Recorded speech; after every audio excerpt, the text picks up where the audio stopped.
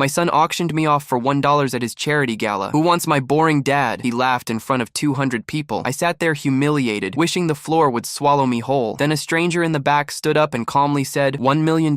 Every head in the room turned. What happened next made my son's face drain of color. I have owned the navy dress shirt since 2011. I know this because I bought it the week after my brother Raymond's retirement party, where I showed up in a flannel button-down, and a woman I had never met asked me if I was the caterer. I am not a man who is easily embarrassed, but that specific moment, standing in Raymond's backyard with a paper plate of ziti, being asked if I had more napkins in the back, lodged itself in some corner of my brain that apparently never let go. The following Monday, I drove to the JCPenney on Route 9 and bought a navy dress shirt, a pair of charcoal slacks, and a dark belt that matched my shoes, because I had clearly reached the age where a man needs a complete outfit he can produce on short notice without embarrassing anyone. I have worn it to 11 separate occasions since then. I know because I keep a small notepad in my nightstand drawer. Not a journal, nothing dramatic, just a running list of things I want to remember. And somewhere in the middle of page 6, under a note about when to schedule my next boiler inspection, there is a list of the 11 times I have worn that shirt. Raymond's son's college graduation, my neighbor Paulette's husband's funeral, a work dinner I got roped into 3 years after I retired because they could not figure out how to wire the banquet hall, and someone remembered I used to do that for a living. Derek's fundraiser in 2019, which was a smaller affair, 40 people, a rented room above a restaurant in Hoboken, the kind of event where you can tell someone is building something real but hasn't quite built it yet. Derek had been proud and nervous in exactly equal measure that night, and I had sat in the back and watched him work the room and thought, there he is. There is the person I was trying to raise. I pressed the navy shirt on a Thursday evening for the gala, which was the following Friday. I pressed it twice because the first time I got distracted by a documentary about the Transcontinental Railroad, and when I came back to it, the collar had developed a new wrinkle I had created through inattention, which felt like a metaphor for something I chose not to examine too closely. I am 67 years old. My name is Raymond Kowalski. Yes, same name as my brother. Our mother had a system that no one outside the family ever fully understood, but everyone who knows me calls me Ray. I am a retired electrician. I live alone in the house in Millbrook, New Jersey, where I have lived for 29 years, which is long enough that the house and I have reached a kind of negotiated peace with each other's flaws. The furnace makes a sound in February that I have learned to interpret as normal. The third step on the staircase has been slightly loose since 2008, and I keep meaning to fix it, and I will, probably, eventually. The backyard maple has gotten large enough that it blocks the afternoon light in the kitchen, which I minded at first, and now find I actively prefer. I drive a 2009 Honda Civic with 187,000 miles on it and a pine tree air freshener that stopped smelling like pine sometime in the second Obama administration. I eat breakfast at the same diner every Tuesday, the one on Mercer Street where the coffee is reliably bad and the portions are genuinely enormous, and the waitress, whose name is Carol, calls everyone Han without making distinctions between regulars and strangers, which I have always found to be an underrated quality in a person. I watch westerns. I go to bed early. I have a subscription to a history magazine that arrives monthly, and which I read cover to cover before it goes into the basket in the bathroom, where magazines go to be read again more slowly. I go to Home Depot the way other people go to the gym, with a sense of purpose, a general plan, and the full expectation that I will spend longer there than intended and leave having purchased something I did not plan on. I am, by most available metrics, a boring man. I know this. I have known it for years. I do not experience it as a criticism. What I am, underneath the boring, is something I have never particularly needed anyone else to see. I spent 38 years running electrical work through buildings that other people would go on to occupy and use and never once think about. I pulled wire through walls and installed panels and made things work correctly and safely, and I left,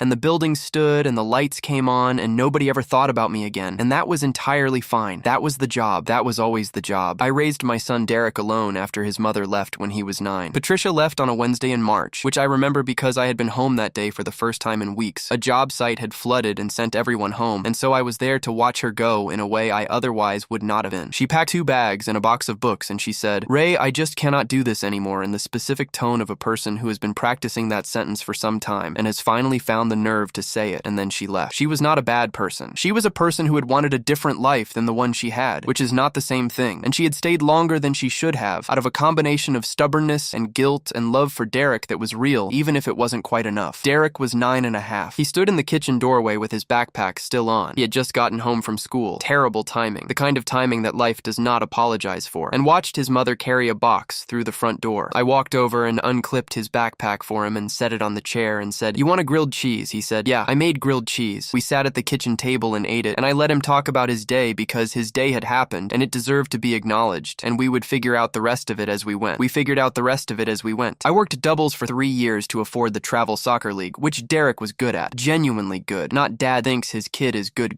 and which mattered to him in the specific urgent way that things matter to 10-year-olds, which is to say completely and without perspective. And I was not going to be the reason he couldn't have it. I drove him to every practice and most of the games, and I learned the rules well enough to follow along, and badly enough to embarrass him exactly once, loudly, in front of a referee, and we do not need to revisit that. When he was 17, someone told him a college scout would be at a recruiting camp 4 hours away. I had worked that week. I was tired. We drove 4 hours anyway. The scout was not there. We found out when we arrived, from a kid who had driven from Pennsylvania and looked like he had already moved through the stages of grief and was deep into acceptance. Derek sat in the car for 10 minutes not saying anything, and I sat with him and did not try to fix it with words because there was nothing to fix. The scout just wasn't there. Sometimes the scout isn't there. And eventually Derek said there's a Waffle House on the way back, and I said yeah there is, and we stopped and sat in a booth, and he had the All-Star special and I had coffee, and we talked about other things, and somewhere in the middle of it he was okay again, the way kids are. The specific resilience of young people that you cannot take credit for as a parent, but that you watch with something close to awe. I thought on the drive home, this is the whole job, just being present while they figure out how to carry things. Derek graduated from Rutgers with a degree in public policy. He got a job at an environmental NGO in New York. He moved to Brooklyn, then to a nicer part of Brooklyn, then to the kind of apartment in the West Village where the hallway smells like something you can't quite identify, but which costs money. He started a nonprofit 7 years ago, clean water access and sanitation in sub-Saharan Africa, and it has grown from something he ran out of a desk in his bedroom into something with a staff of 12 and a real board and a track record of projects that have measurably changed conditions for actual people in actual places. I am genuinely, straightforwardly proud of him. He is also, somewhere in the gap between who he became and who I am, occasionally embarrassed by me. I do not say this as a complaint. I say it the way you say that the sky is a particular color, as a fact about the current conditions, not an accusation against anyone. It happens with fathers and sons when the son succeeds past the place the father occupied. It is almost its own tradition at this point. Derek does not do it cruelly. He does not do it on purpose. He just does it the way water does what water does, and I have spent several years deciding how I feel about it and arriving at an answer that is more complicated than either anger or peace. He called me 2 weeks before the gala on a Sunday afternoon, which is when he calls when he wants something and is working up to asking for it. He started with how are you, then the weather, then something about a new restaurant he'd been to, and then he said, I really want you to come to the gala. He said, Dad, it would mean a lot. He said, it's going to be at the Harrington this year. I said I would come. He said, great, it's black tie. And there was a half-second pause that I understood but chose not to address, and I said, I have a shirt. The Harrington is the kind of hotel where the lobby smells like money. Not in a bad way, not in the way of a place trying too hard, but in the specific ambient way of a place that has been expensive for long enough that the expense has become architectural. The chandeliers look like they were installed before anyone living was born. The carpets are the deep red of something that has never been replaced. The staff have the particular warmth of people who have been professionally trained to make you feel at ease while simultaneously being aware that they attended a better school than you did. I parked in the garage that cost $22 for the first hour, which I paid without expressing how I felt about it because I am 67 and I have my limits, but I also have a functioning sense of occasion. I checked my jacket in the mirror of the parking garage elevator and thought, navy shirt, charcoal slacks, dark belt, shoes I had polished that morning. Raymond Kowalski from Millbrook, New Jersey, dressed for the thing he had been invited to. The ballroom was full. 300 people, maybe a few more. White linens on every table, small candles, flower arrangements that were either very expensive or very good imitations of expensive, and I genuinely could not tell which and suspected that was the point. I found my place card at table 9, near the back of the room but not the furthest back, which felt like a specific kind of consideration. I introduced myself to the couple next to me, both architects, a man named Greg and his wife Teresa, who were from Hoboken and who had that comfortable, accomplished air of people in their mid-50s who have figured out most of the things they're going to figure out. I had a bread roll because I had driven 45 minutes and skipped dinner, and I am 67 years old, and nobody alive gets to tell me not to have the bread roll. I ordered a glass of house red because at 67, I have made peace with house red. I watched the room fill up. I watched Derek move through the crowd near the entrance, working it with the ease of a man who has done this many times and now does it the way a musician plays a piece they have memorized, with real attention but without the visible effort of learning. He found me during the cocktail hour. He was wearing a tuxedo and he looked extraordinary in it, the way tall men with good posture sometimes look extraordinary in formal wear, like the clothes finally caught up to the architecture underneath. He shook my hand, not hugged, shook, which I noticed in the way you notice a temperature change, a subtle thing that tells you about the current conditions, and said, Dad, you look great. Glad you could make it. And then someone more important appeared over his shoulder, and he was gone mid-sentence. I watched him go. I had a sip of wine. I had another bread roll, this time without guilt, which is one of the genuine advantages of advancing age. The program started at 7:30. There were 3 speakers before Derek, a woman who ran a related organization in East Africa, a board member who talked about the funding structure in a way that was more interesting than it it sounds, and a young man who had grown up in one of the communities the nonprofit served and who spoke about water in a way that made the room genuinely still. I found myself moved in the way I sometimes am by things I don't expect to be moved by. I thought about the 45-minute drive and the $22 parking and thought, worth it. This is worth it. Then Derek took the stage. He is good up there. I want to be clear about that because what comes next might make it sound like I am a man who doubts his son, and I am not. I doubt some of my son's choices. I do not doubt his talent. He is genuinely, specifically good at taking a room full of people who showed up as individuals and making them feel, for the duration of a speech, like a community with a shared purpose. It is a skill I do not have and never had, and I have spent years being quietly, honestly impressed by it. He talked about the mission. He told 2 stories, one about a village in Mozambique, one about a specific child whose name he mentioned with the care of a person who takes the responsibility of telling someone else's story seriously. And the room leaned in, and you could feel the moment when 300 people in expensive clothes decided together that they wanted to give money to this thing. He has that gift. I watched him use it, and I thought, I packed his lunches for 9 years. I drove him to soccer in the rain without being asked. I made grilled cheese on the worst Wednesday of his life so far, and I sat there while he figured out how to be okay. He looked out at the room with the specific warm authority of a man at the top of his game, and then he spotted me at table 9. My dad's here tonight, everybody. He said it with the grin already forming, the grin I recognized from boyhood as the specific grin of a person who has thought of something funny and cannot wait to deploy it. A few heads at nearby tables turned. I felt Greg and Teresa from Hoboken shift slightly in their seats, the way people do when they realize they are suddenly adjacent to something. Retired electrician from Millbrook, New Jersey. Derek shielded his eyes as though scanning a distant horizon, which got an immediate laugh. Table 9, everybody. Wave, Dad. I waved. I am not a man who refuses to wave. Retired electrician. Huge fan of westerns. Falls asleep by 8:30 on a good night. Last week he called me to tell me he'd found a really interesting documentary about the aqueduct system of ancient Rome, which, and this is a direct quote, he described as, and I want you to hear this, a pretty riveting 2 hours. The room laughed. It was warm laughter, and I want to be fair to it. There was nothing mean in the room at that moment. The room was not laughing at me in the way that wishes someone harm. The room was laughing at a familiar type, the benign working-class dad who finds ancient aqueducts riveting and calls his son about it, the pleasant, harmless, boring father. I have been to enough events in my life to understand that a room like this needs a moment of warmth and recognition before it opens its wallet, and Derek was providing that moment, and I happened to be the material. I understand all of that. I still felt it land somewhere specific. So I thought, Derek said, leaning into the microphone with the ease of a man who knows he has the room. Since we're in the business of providing things people need, tonight we are going to auction off something truly rare. He paused for the timing, and I will say the timing was good. An evening with my dad. Dinner for 2. I'll cover it. We'll call it a foundation expense. Another laugh. Who wants my dad? $1 to start. Who wants the most boring man I know? There was a whoop from somewhere at the front. Someone called out, $1, and Derek pointed at them with the energy of a man who was having the time of his life at someone else's expense. Do I hear 2? More laughter. I was standing. He had asked us to stand during the introduction, and I had stood and I was still standing. And I was smiling, and the smile was real in the sense that muscles were engaged and the correct configuration was happening. But what it was costing me was something I was not going to let the room see. I am 67 years old. I pressed this shirt twice. I paid $22 to park. I drove 45 minutes to be here because my son said it would mean a lot. 67 years on this earth, and not once had I been made to feel small. Not the foreman who told me at 24 that I was too slow and would never run my own crew, who was wrong. Not the bank that rejected my loan application twice before I found another way. Not the years of working doubles, of raising Derek alone, of making the thing work with the materials available. Not one moment in 67 years of living had managed to make me feel like the punchline of someone else's joke. And then, from the back of the room, table 1, the table nearest the tall windows that looked out over the city lights, a man stood up. He did not ask for a microphone. He did not clear his throat or signal for attention. He simply stood, and something about the quality of his stillness was such that the people nearest him noticed, and the people near them noticed, and within about 4 seconds, the laughter in the room had begun to taper. Though no one could have explained exactly why, the way the air changes before weather arrives, and the change is real before anyone can name it. He said, in a voice that was conversational in volume and absolute in tone, $1 million. The room did not gradually go quiet. It went quiet at once, like a switch had been thrown. 300 people, mid-breath, mid-sip, mid-sentence. The clink of someone's glass being set down was audible in the silence. Somewhere behind me a chair shifted. That was it. Derek's grin took a moment to process the new information. I watched it happen on his face from 40 feet away. The grin held its shape for 3 full seconds, while his eyes recalibrated, while his brain tried to reconcile what his ears were reporting with the situation as he had understood it to be. His mouth stayed in the arrangement of the smile while everything behind his eyes ran the numbers and came up confused. He said, his voice doing something I had never heard it do in 35 years, cracking very slightly at the hinge. Did I hear $1 $1 million, the man said again, same volume, same tone, with the specific patience of a man who is not accustomed to repeating himself and is doing so only as a professional courtesy. He was already walking. I want to tell you about Frank Culligan the way I actually know him, which means I have to go back, and the going back is part of the story whether or not it feels like it right now. Frank and I grew up 4 blocks apart in a part of Trenton that has been called several different things over the years depending on who was describing it and to whom, but which was, when we were growing up in it, a neighborhood of people who worked with their hands and kept their houses and looked out for each other, with a combination of genuine warmth and fierce territorialism that I have never quite encountered anywhere else. Frank's father ran a small appliance repair shop on the corner of Greenwood and 5th. My father worked for the electric company for 31 years and never missed a day, which he mentioned at least once a week for most of my childhood as a fact about the world that he thought I should understand. Frank and I were not close as kids. I was 3 years older, which at that age is an enormous distance. I knew him the way you know everyone in a neighborhood of that size, by sight, by family, by which house was his and which stories had accumulated around it. His youngest sister had been in my class briefly. His father had fixed our television twice. We existed in the same small geography without particularly intersecting. We intersected properly in our late 30s, which is the age when the geography of a person's actual life reasserts itself in a way that supersedes the geography of origin. I had been running my own electrical contracting business for 6 years by then. 2 vans, 4 employees, a client list built out of referrals and reputation and the specific trust that comes from showing up when you say you will and doing what you say you'll do and charging what you quoted. Not a big operation. An honest one. Frank had left Trenton in his early 20s, gone to Ohio for a few years, come back to New Jersey with a business degree and a set of ideas about logistics that he could not stop thinking about. He had watched, from the outside, the way goods moved through the region, or failed to, which was more often the case, and he had a specific, concrete vision of a company that could solve the specific, concrete problems he kept seeing. It was not a grand vision in the sense of changing the world. It was a functional vision in the sense of making one particular thing work better than it currently worked, which is a less romantic way of describing the same ambition, and also, I have come to believe, the more accurate one. The problem was money. He had gone to every bank in the region. He had presented his plan to a dozen different lenders and been turned away each time for variations of the same reason. Not enough collateral, not enough operating history, not enough of the specific things that banks require before they will give you money, which are, and this is the part that has always struck me as precisely backwards, the things you need money to get. He had found 2 private investors who had come close and then withdrawn. He had exhausted what he'd saved. He had, by the time he sat down at my kitchen table on a Tuesday night in October of 1993 with a manila folder full of documents and a yellow legal pad covered in numbers, been through every available door and found them all closed. I had not seen Frank in several years at that point. He had called the week before and asked if he could come by, said he had a business proposition he wanted to walk me through, said he understood if I wasn't interested, said he just wanted a hearing. I said of course. He sat at my kitchen table and laid the documents out with the organized care of someone who has presented this material many times and has refined the presentation down to what actually matters. He explained the business. He walked me through the numbers. He answered the questions I asked, and I asked a lot of them because I am a man who needs to understand how things work before he trusts them, with the patient specificity of someone who has lived inside this plan for long enough to know it from every angle. Derek was 12. He had done his homework at that table 2 hours earlier and gone to bed. The house was quiet. When Frank finished, I looked at the documents for a long time. I am not a financial analyst. I am an electrician who had become a small business owner, which gives you a functional understanding of cash flow and receivables,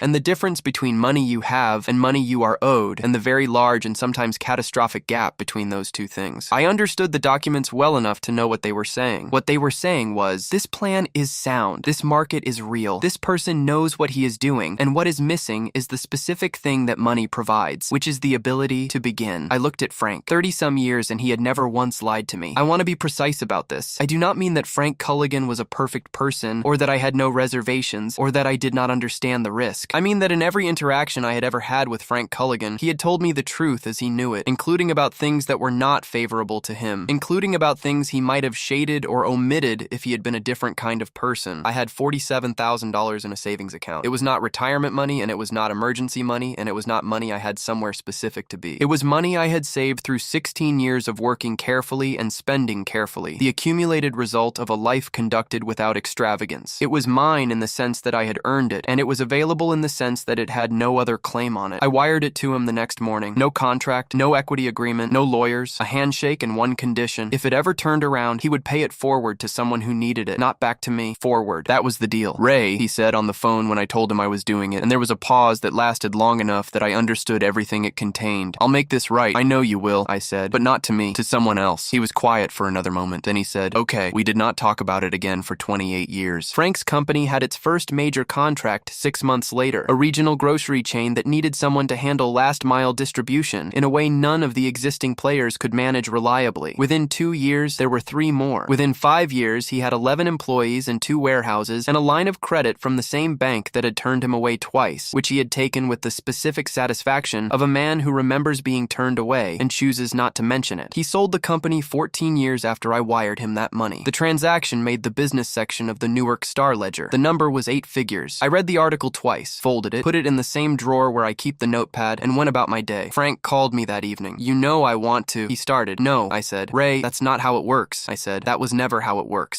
Someone else." "Frank, that's the deal." He was quiet for a moment. Then he said, "I know. I just wanted you to know I know. I know you know," I said. We talked about other things for an hour. Derek had just started the non-profit. My brother Raymond had retired. I was thinking about whether to sell the business or just let it wind down naturally. Frank had grandchildren now. We talked about those things, the actual texture of lives being lived, and at the end of the call he said, "Ray," and I said, "Yeah," and he said, "Thank you," and I said, "You're welcome," and we hung up. I did not hear from him for 3 years after that. Not for any bad reason. That is simply the pace at which old friendships can exist without diminishing. I had no idea he was at the gala. I had absolutely no idea. Frank Culligan walked from the back of the Harrington Ballroom to the front of it with the unhurried pace of a man who is not performing for the room, but is simply moving through it toward the thing he intends to do. He was wearing a plain gray blazer over a dark shirt and no tie, which in a room full of tuxedos and evening wear is either a mistake or a statement, and on Frank it was clearly neither. It was simply what he had put on, what felt right to him, the clothing of a man who stopped caring what rooms thought of his wardrobe sometime in his 50s. He was 66 years old and looked like the decades had installed something in him rather than removing it. The same Frank I had known, but denser somehow, more settled, like a building that has had time to fully inhabit its foundation. 300 people watched him walk. No one said anything. The silence had the specific quality of a silence that understands itself to be significant. The way a room goes quiet at a wedding when someone unexpected stands up because something is happening that no one has a script for. Derek, still on the stage, still holding the microphone, had recovered enough to locate a professional response. He said, his voice controlled in the specific way of a man working hard at controlling it, "I'm sorry, did you say $1 million?"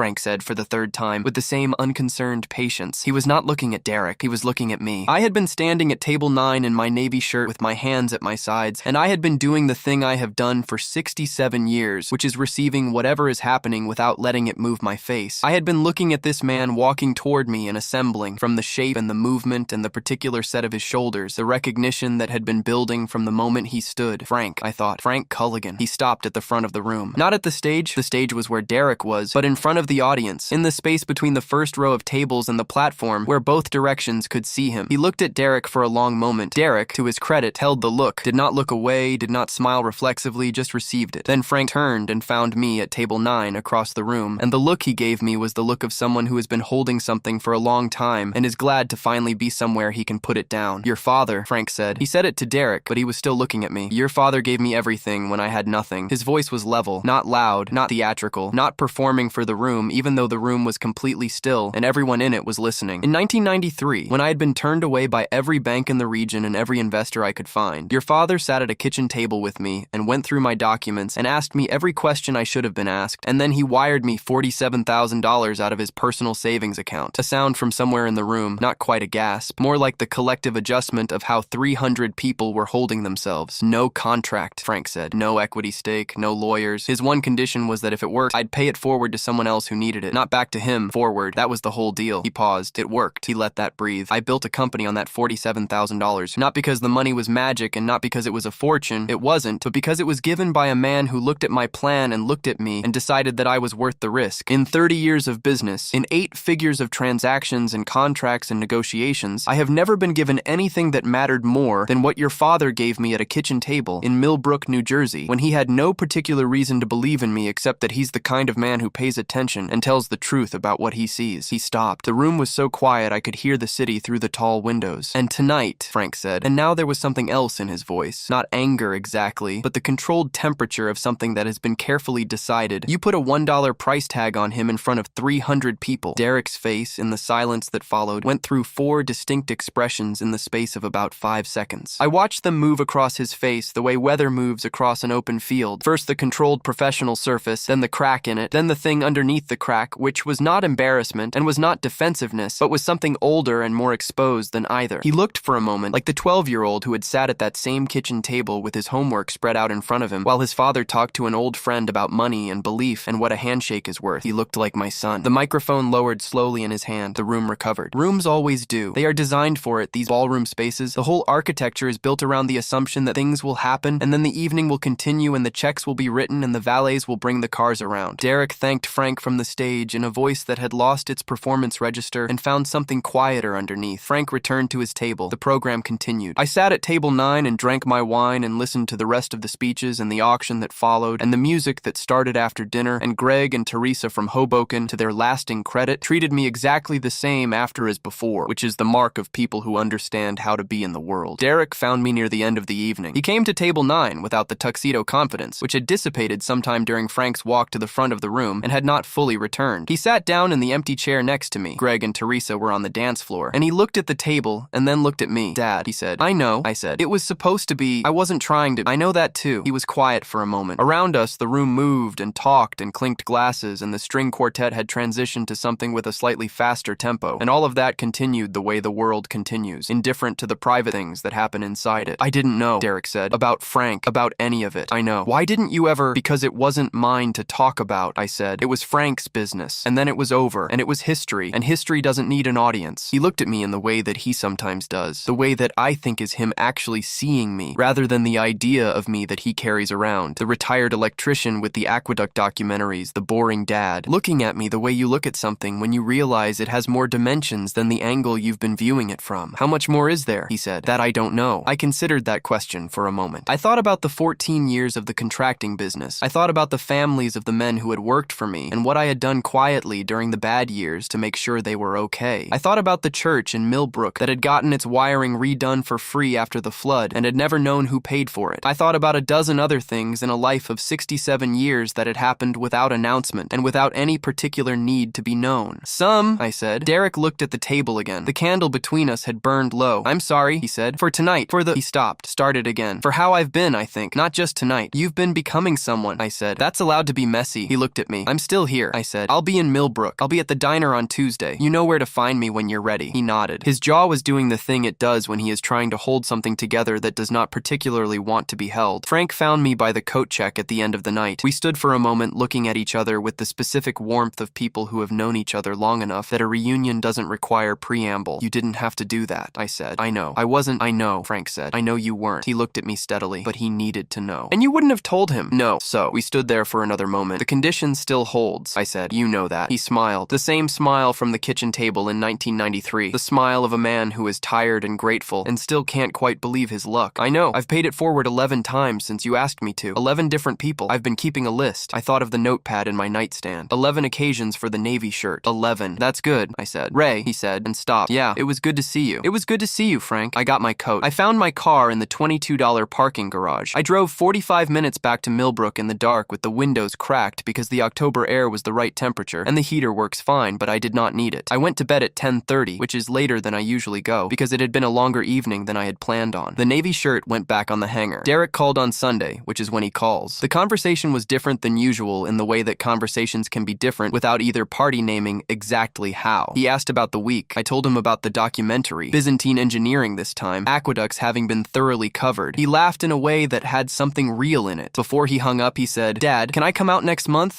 I don't know, just to come out. I said, yeah, of course. You know where I am. He knows where I am. I have always been exactly where I said I would be. I am a 67-year-old retired electrician from Millbrook, New Jersey. I drive a 2009 Civic. I watch Westerns. I go to the same diner every Tuesday and I have a bread roll without apologizing for it, and I find the aqueducts of ancient Rome to be genuinely fascinating, and I am not going to defend any of that because it does not need defending. I have lived a quiet life. Quiet is not the same as small. I want to say that again because it is the thing I most want the people reading this to understand. Quiet is not the same as small. I have known this my whole life, but I have also understood, somewhere in the accumulated weight of 67 years of living, that the world has a tendency to confuse the two. That rooms full of people, nice people, good people, people who mean no harm, will take a man's stillness for emptiness without realizing it, will point at him and call him boring and laugh and move on. That is fine. That is, in the largest sense, fine. What it cannot do, what it has never managed to do in 67 years of trying, is change what the stillness actually contains. Frank Culligan stood up at the back of a ballroom in New York City and said $1 million into a room full of people who had just gotten done laughing, and in the silence that followed, I sat at table 9 in my Navy shirt and I felt, for the first time that evening, entirely and specifically specifically like myself. Not humiliated, not vindicated, just myself, which is and has always been enough.